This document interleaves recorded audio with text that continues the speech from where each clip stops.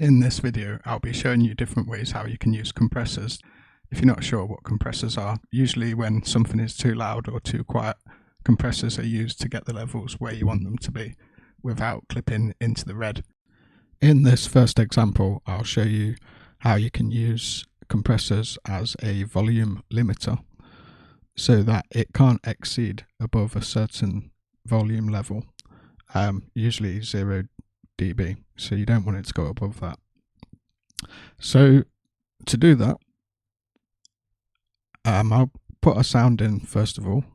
I've got a sound I've made ready, and you can see when you draw this sound out there is a peak on it. Here, look, this part here. I used SoundForge to edit the sound to just boost the volume on this little section here, so it goes too loud. Now when you bring a file into Acid Pro like this, it will come in at the volume that the preview set at. So down here on the mixer you've got this channel here, the preview channel, and because the preview channel is set to -6 dB, when you drop a sound into Acid Pro, that will also come in at -6 dB, which you can see here. But if I put this at 0 decibels, you can see here where I've edited it in SoundForge that it's going to cause a problem on the channels down here on the mixer. You're going to see it change to red. Now don't worry, if it peaks red, it's not going to damage your ears or speakers, because I've edited the video with a compressor so that it won't damage your ears. It won't go above 0 dB. And at my end I'm using some old speakers so that it can't damage my speakers as well. The speakers are 4 times more powerful than what the amp can kick out, so there's no chance of damaging the speakers. I need to play the sound so you can see what happens if a sound is too loud, and how you can use a compressor as a volume limiter to stop these red clips. So here's the sound.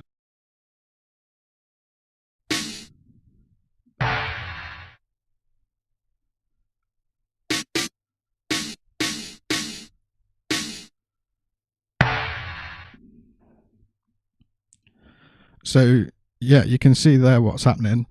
It's got a clip here. It's too high. It's gone above 0 decibel. It's at 1.3 decibels. Now if you use the mouse with the left click, you can reset these back to 0, turn them back off again, so that you can see if it goes in the red again.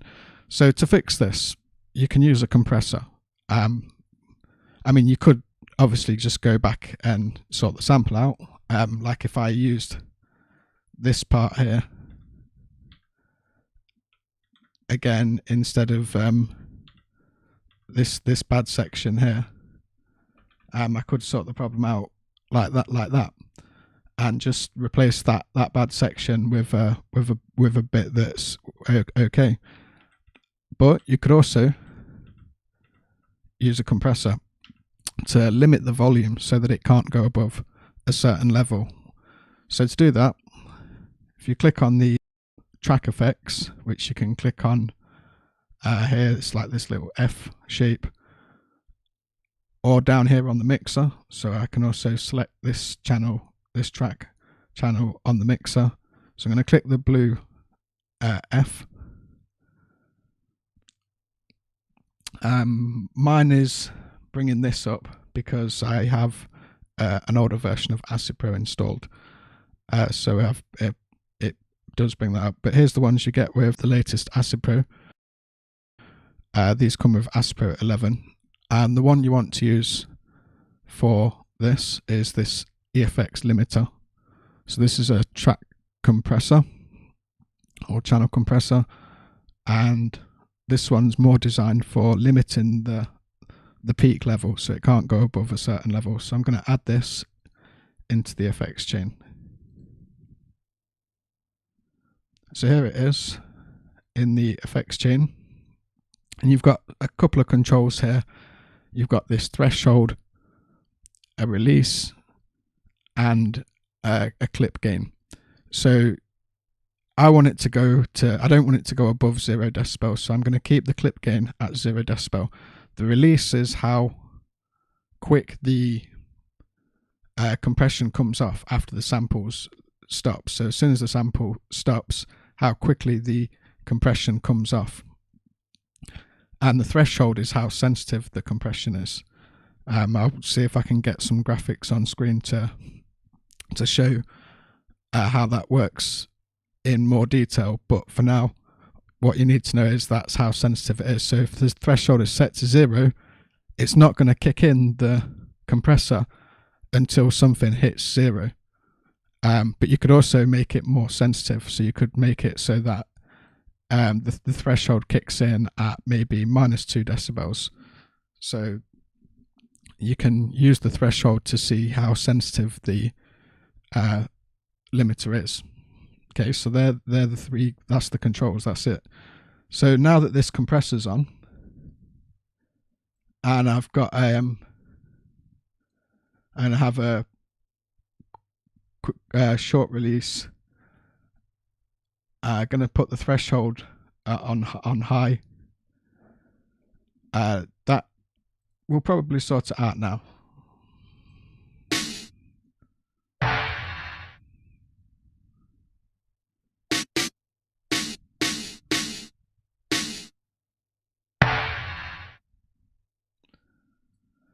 So you can see there now, instead of it going at 1.3 decibels, it's now at 0.1 decibels, which is below 0. So that's good. And you can use this type of compression on any kind of sound or synthesizer. Like if you're using VST instruments, I would usually recommend putting a limiter on the VST instrument, because sometimes when you're playing sounds on your MIDI controller, on your keyboard, some synthesizer sounds can go really loud when you're at the high end or the low end of the keyboard. So if you have a limiter on your synthesizer, so let's say I add in a synthesizer on this, I'll just add this one for now. Down on the mixing desk, on the you can select the synthesizer channel. So here's the synthesizer I've just loaded up. And down here on the mixing channel, if I just click this shape here, the little FX shape, I can then add a limiter onto this. Same way, just click on that, add the limiter. And now, if I start playing around on the synthesizer and moving things about, it can't go above whatever it's set on the limiter. So again, I would set this to a quick release, and you don't want it to go above 0 decibels.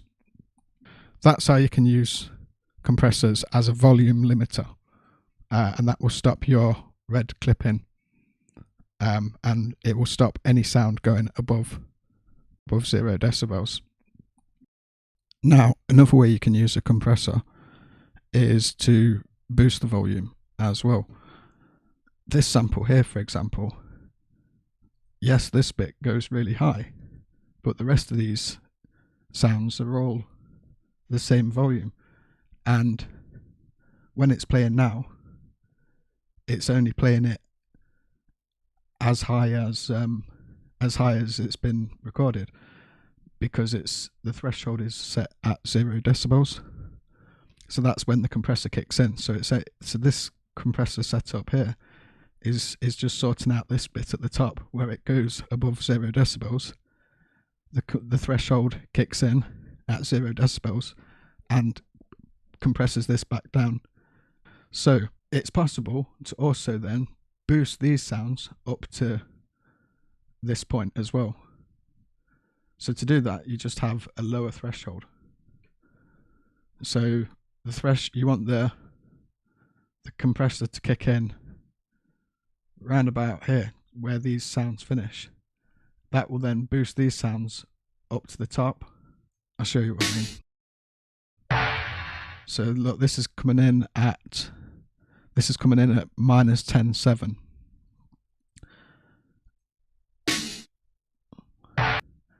and the clip, the bit where it goes high, is now coming in at 0.1 decibels. So watch what happens when you bring the threshold down. At the minute it's set to 0 decibels, but what happens when you go to, you can go as far as -30. Watch what happens when you start to reduce the threshold. This is how you can make sounds louder without them going into the red using a compressor.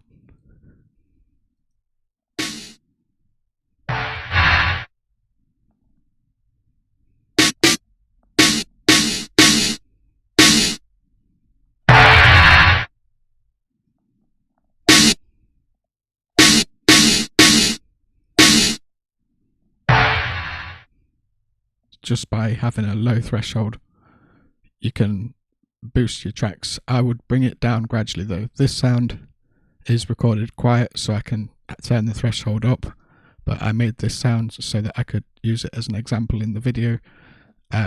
Most sounds that are recorded at 0 decibels, you probably don't want to be just dropping the threshold right down to the bottom very quickly. That can still cause a clip. It can still cause it to clip into the red. So you still have to be careful with a compressor, but most of the time, if you're just bringing the threshold down nice and slowly, then you can, most of the time it should be fine. So you can also then make a compressor cut a sound out when it is triggered by another sound. So in this case, that synth that I've added in, I could put a sound that's playing, but every time this sound comes in, like maybe you have a drum sound or maybe you have a vocal sound, that every time that comes in, you want it to cut out or reduce the volume of another sound. You can also use a compressor to do that as well. So I just need to draw a sound to start with, and I need to set this to the synth.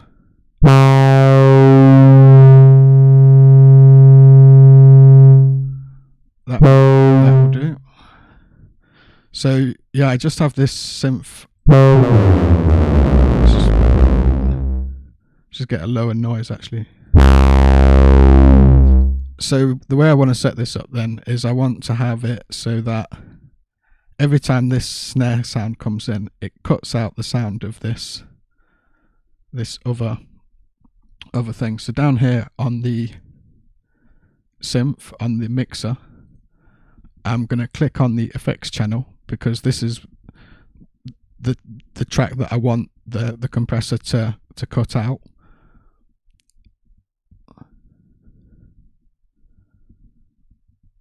So I've already put a limiter on it because of when I'm pressing keys on the synth, I don't want to accidentally go into the red, so there's already a limiter on it.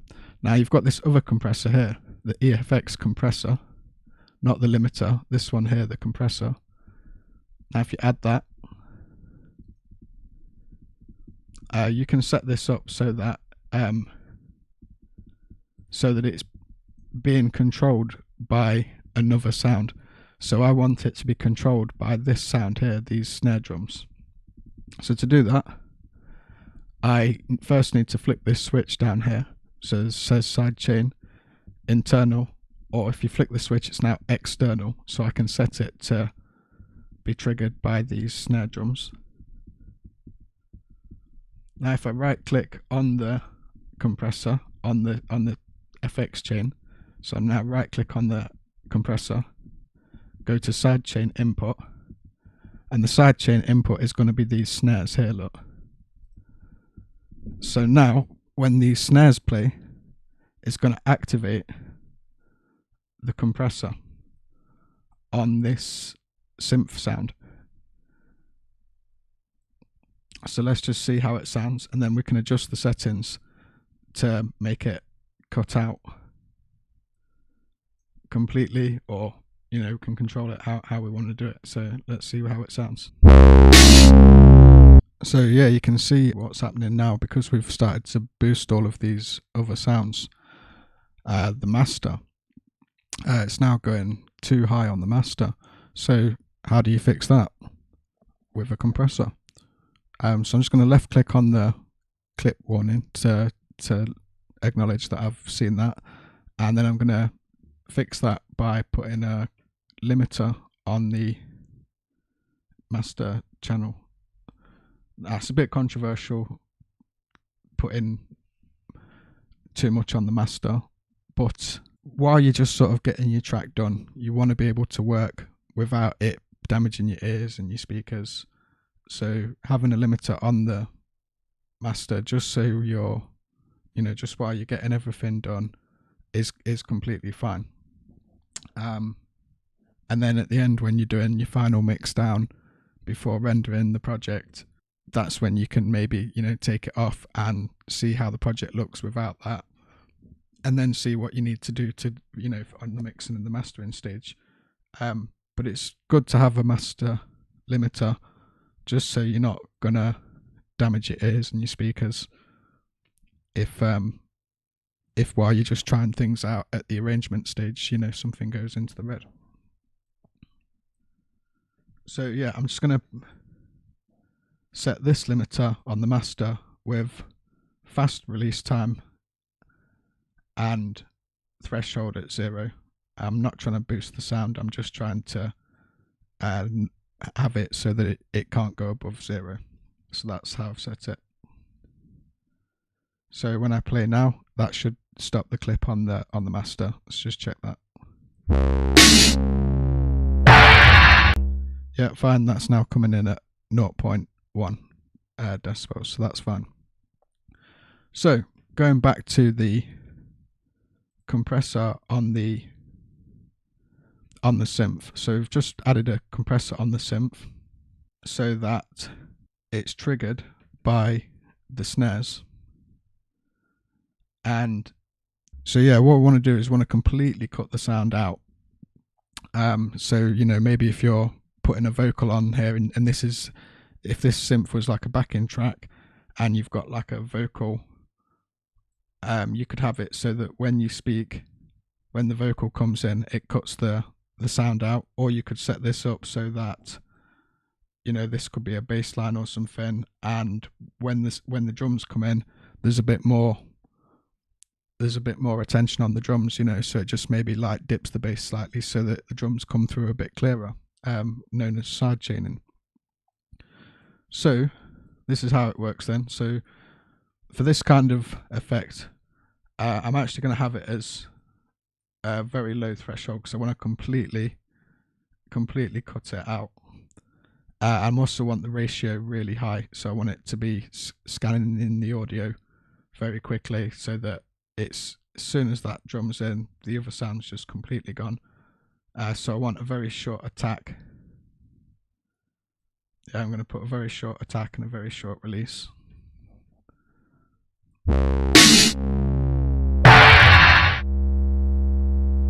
Just thinking as well, I don't actually really need the limiter. That sound isn't clipping on the synth channel, so I probably don't need that limiter.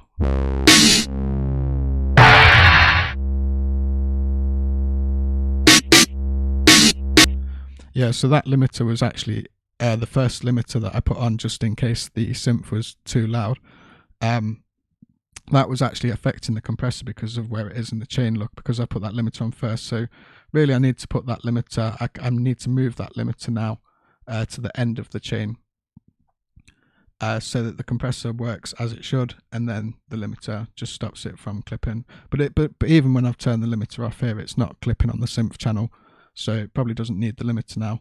But that's the whole point of these limiters, you're just kind of using them just in case. And then, like I say, when you get to a later stage, like on the master, you might take the limiter off just to see where the levels are at naturally before you start working out how you're going to mix and master it, depending where things are at. So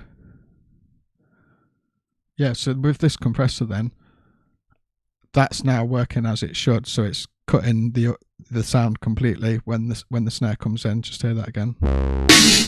You can make it sharper as well by just adjusting the ratio, the attack and the release, you know. So let's try it with high attack and high release.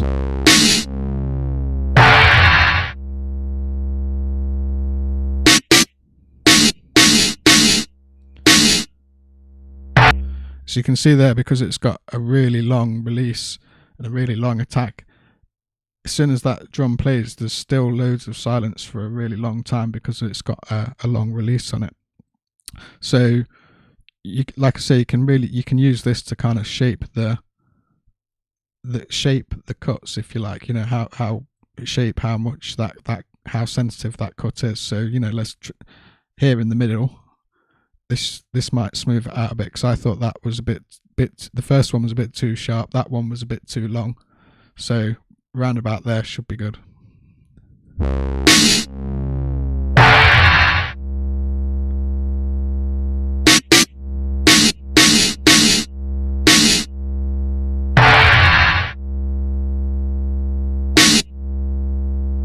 Yeah, so that's kind of like a bit more in the middle.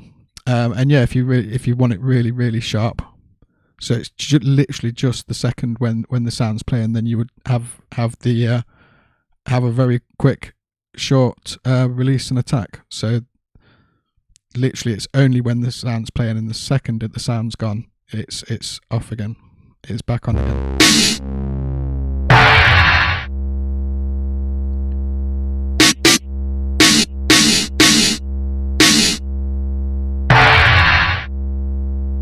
So yeah, that's a lot sharper, that one. So it depends how you're trying to shape it. It's up to you how you shape it. You can have it sharp, or you can turn these up and have it like a really delayed time for the sound to come back in. And the ratio again also controls that sensitivity. You know, so if I have the ratio really low, even though this is supposed to be sharp, because the ratio is so low, it's only scanning the audio 1.5 instead of 50. So this is scanning, you know, so this is not really going to make much difference because the ratio is so low.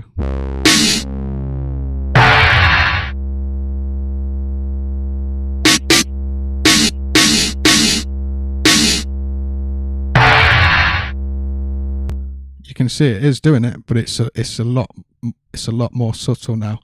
When it's really high, the ratio of how fast it's checking the audio, if it's got a very high ratio, then it's a lot sharper, I think.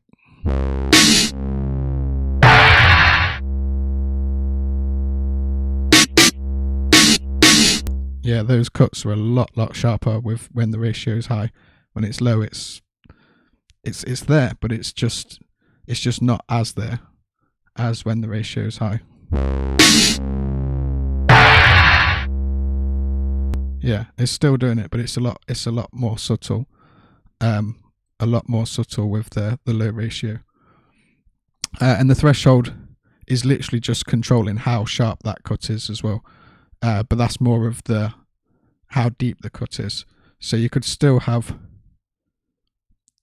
if you put that in the middle, like if you put it at 0 decibels, it's not really going to do anything.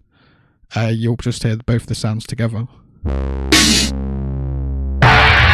And the lower you bring that threshold, the more that cut is going to be noticeable. The dip in the volume is going to be a lot higher when that sound kicks in. As soon as that snare kicks in, or whatever sound you're using, the lower this is, the sharper the deeper that cut's going to be when it's done.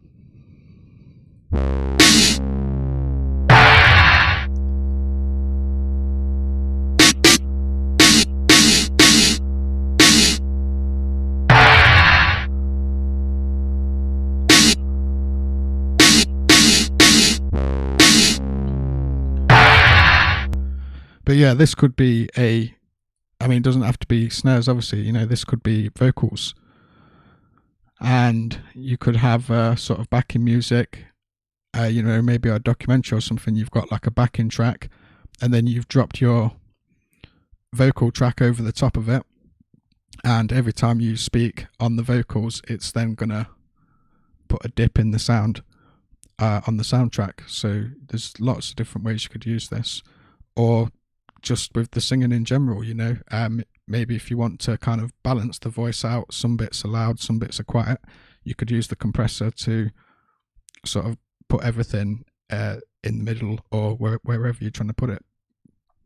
So yeah, compressors are very useful. Probably the plugin which I use more than anything, apart from EQs and compressors, is really the main tools that you really need to understand and get used to using a lot of before sort of any other plugins. Like once you can sort of handle the mixing sounds, you can, you know, you're good with your EQ and you're good with your compression, balancing your sounds, mixing and mastering, just getting the levels nice, not getting everything in the red. That's 80% of the way there. The other plugins are just sort of icing on the cake, really. Once you've got your mixing and mastering sorted. Alright, so I hope you found this video useful. Thanks for watching. See you on the next video.